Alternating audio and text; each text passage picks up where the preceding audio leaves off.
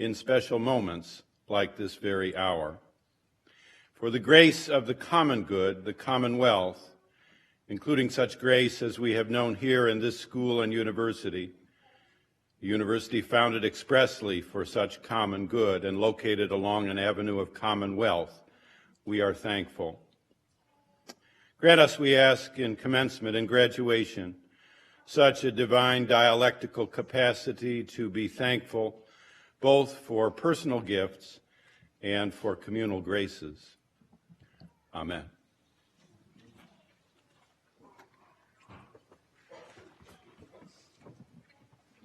Please welcome Keenan Harib, a member of the Executive MBA class of 2015, representing the graduating class.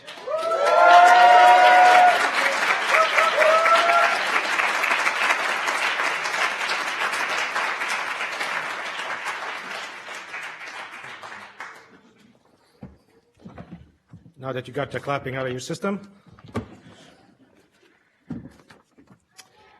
Good afternoon, Dean Freeman, Professor Russo, Reverend Hill, EMBA faculty and staff of Boston University, friends, family, and my fellow EMBA 27 classmates. In the next few minutes, I will try to summarize my experience with EMBA 27. We started the program in December 2013. I want to remind you of the events that happened in December of 2013. Some were bad. Persistent war in the Middle East. Edward Snowden was continuing to leak information from the NSA. Target retail store customer credit card data was stolen. And stock market hit record highs. The largest lottery in U.S. history was won by two people. And Michelle Bachelet was re-elected as president of Chile. And guess what? 28 total strangers met for the first time and became best friends. It is wonderful to have completed this program, but it is sad that our experience together has ended. I learned a lot during the past 18 months.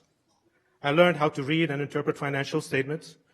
I looked at marketing and strategy as science, and being an entrepreneur no longer looked as daunting as before.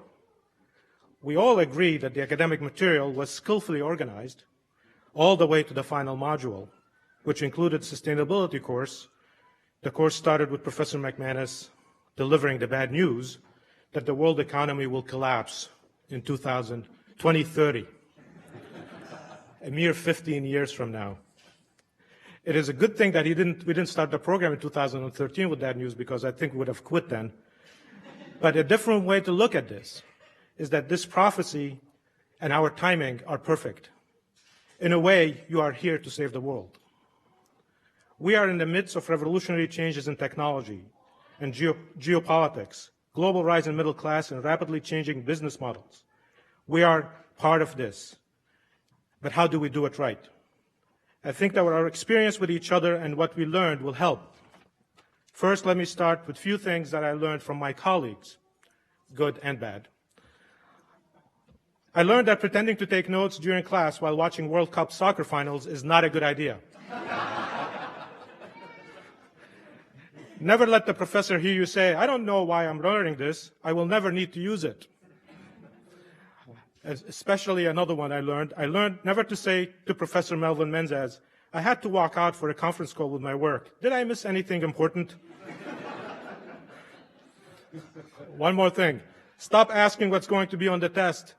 They will never tell you. Here's something really helpful that I learned. If I use size 6 font, Apple symbol, no bolding and no margins, I can fit the 20 pages that I wrote in the required 5 pages. It is not a good idea to ask the professor if we have a test on the day of the test. You know who that is, I guess. But one really practical skill that I learned was how to fit an entire book on 2-sided piece of paper for open book exams. But the more profound things that really transformed me, and I think it did the same for you. Professor Smith, our accounting professor who's present here today, taught us that borrowing money at low rates and getting higher rate of return than borrowed was the true secret of life. Professor Smith, you didn't think I was paying attention, did you? Then I realized something really important, that this statement actually is deeper than it appears on the surface. Getting higher rate of return than borrowed is not only about money, it is about relationships, friendships, ideas, and knowledge. Boston University charged tuition for the tangible parts of the program, but we all feel that we got so much more than that. So Professor Smith, you are right. Professor Melvin Menzes, our marketing professor, declared that life was about the journey, not the destination. Professor Menzes, I must say that at the time you made the statement, it was after class where I felt that I had a root canal without numbing medicine. It is hard to tell someone to enjoy the journey while being waterboarded, but after the dust settled, I discovered that you were right. The person who first declared that life was about the journey is still being debated, but nicely articulated by Don Williams, Jr., an American novelist and poet, says, "The road of life twists and turns, and no two directions are ever the same. Yet your lessons come from the journey, not the destination." For many graduating today, the MBA was one of many accomplishments. The class was full of executives, entrepreneurs, professionals, and scientists. Now that you have received your MBA, my question to you graduates, have you arrived at your final destination? Have you finished everything you have wanted to complete? The answer is likely no. I realize that no matter what we do or accomplish, we would never reach our final destination. Many people put off what really matters in pursuit of the things they want to achieve. They tell themselves that they will worry about these things once they have reached their destination. Things like family, friends, life, dreams, and forgiveness. Most of the time, we put these things off, and they are never rediscovered because we truly never reach our destination. For those who always wanted to open your own business, do it. For those who want to take a vacation, do it. For those who want to volunteer, do it. Don't put these things off for too long. During this journey, the most valuable lessons that I learned are that learning happens every day if you want to learn, and that learning to take risk is as valuable as the education we received. So as we move forward, let's approach each day with the innocent idea that we are going to learn something from each person that we encounter.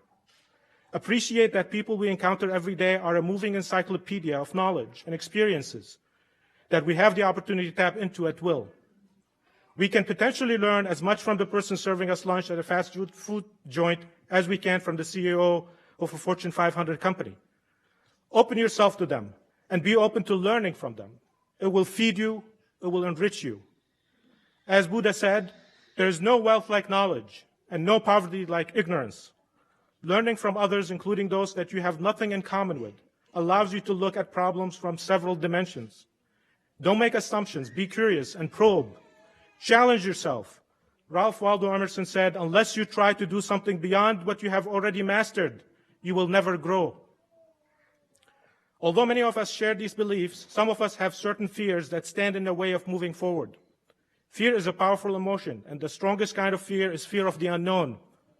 Remember, the start of your success starts when you take action, and often this requires us to move into the unknown. Be bold. This does not mean that you will take foolish decisions. Being bold means to be brave and discover the possibilities in life. Whether you are the sole employee of your company or leading an international conglomerate, you cannot take that first step until you learn how to stop your fear of the unknown.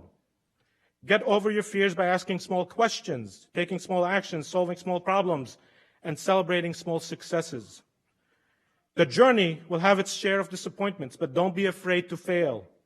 I guarantee that you will fail at something in your life, but you truly only fail in life when you give up and stop trying. As future leaders, what will define us is not our successes, but more importantly, how we handle failures. When something bad happens, you have two options: resist and prolong your misery, or accept what already happened and move on, realizing that seemingly unfortunate events could result in the best thing that has ever happened to you. Can you imagine where the world will be today if the founders of the failed company Trafodata simply gave up? Those founders never gave up, and what came next was Microsoft. Although some of us are afraid to fail, others are afraid to succeed. Some may think that success is not deserved, or that success will change you as a person. The fears of success and failure at the core are the same. We unconsciously hold ourselves back. Remember that in order for a turtle to move, it has to stick its head out. You have earned your success. Don't worry about expectations and opinions of others if they are disappointed at your success or failure. It is a reflection of their ignorant understanding of the journey of life. In your journey, learn from the past to do better in the present so that you can succeed in the future. What you do in life is not only about what makes you happy, it is what makes you great. So from now on, think great and be great. Congratulations, my fellow graduates.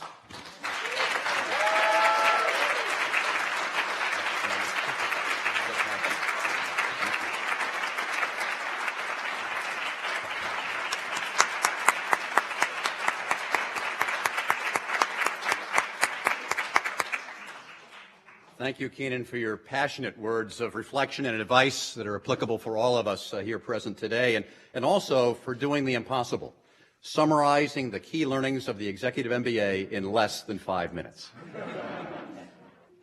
At this time, please join in welcoming Professor Fernando Suarez, who brings greetings from the faculty.